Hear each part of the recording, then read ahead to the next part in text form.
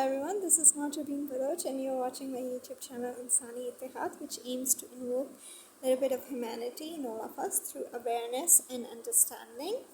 Today we're going to talk about some really amazing concepts which I came across one on Shabbat and then today while reading the portions or parshas in the Torah.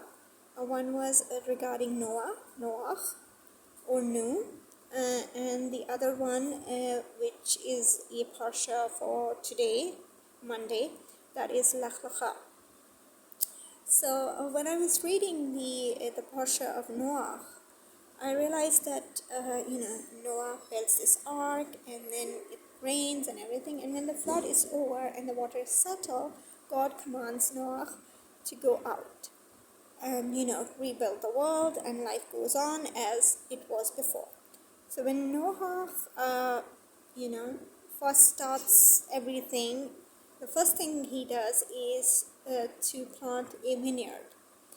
And as a person who is not very fond of alcohol and stuff, and I have mentioned before that I'm not a drinker type, even if it's like for the sanctification and all that. I just don't like the concept of the wine and how it's made. Fresh grape juice is totally something that I like, but not fermented wine type of thing. Anyways, so this was a parsha that I read on Shabbat.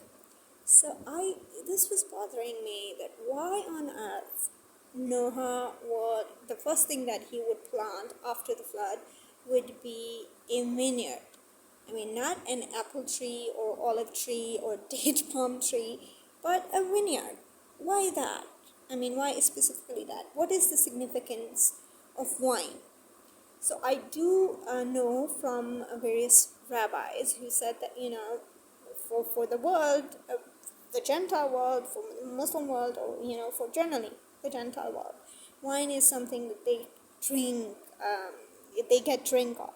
Rabbi Esther Henry's of blessed memory, she was an amazing Rebbetzin, and not a rabbi, Rebbetzin, and she had this foundation, a center, Hanini, to educate young people regarding Judaism and the Jewish way of life. So she once said that the world gets drunk over wine, and we bless our Shabbats and our weddings. I mean, we bless through this wine. For us, it's a blessing, and we sanctify this this wine on which the rest of the world gets drunk. But I see, when I was reading this parsha about Noah, after he harvested the vineyard, he made wine and he got drunk and he was,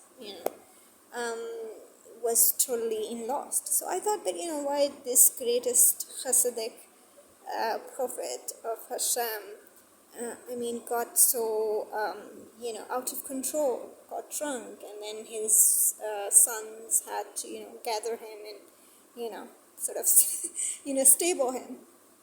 But then I realized when I read this, today's parsha, which is Lech Lecha, so I realized that, to start creation, or to start this whole concept that we live on this earth and we sanctify this earth for God, for Hashem to come and live amongst us, we need this little bit of drunkenness, so to speak. And this actually equates us from the position that we were in Garden of Eden when we did not eat the fruit of knowledge. So you see, Adam and Eve, despite Adam and Chava, did have this ability to choose, to make a choice, but not to make this choice consciously. And after eating the fruit of the knowledge of tree, we got this consciousness. And from there onwards, we would not only have the ability to choose and make a choice, but also be conscious about it. Be conscious about the outcomes and what could be and what not could be, all those complexities. And Noah was probably thinking of the complexities of the insecurities that now, after Adam, all the generations were drowned, and now he is, the legacy of Hashem to continue the mankind, and from we all, after all, are the descendants of Noah, all the Gentiles and all the Jews. So this was overwhelming. I mean, to come to think of it, it was only Noah and his family who survived. And to continue humanity, to continue this mission of purifying this earth, needed a certain amount of innocence, certain amount of letting go of that consciousness and that continuous thinking of, that complex thinking, that this could be a burden, this could be this. So I think when we feel that this is a burden, we are not easily to let go of the kind of pressures that we have to make everything right. And to create a life, you need to have that vulnerability. And I'm sure Noah also needed that vulnerability. So I just wanted to share that. Thank you very much. I hope you liked it, and I hope you find your own meaning to it. Thank you.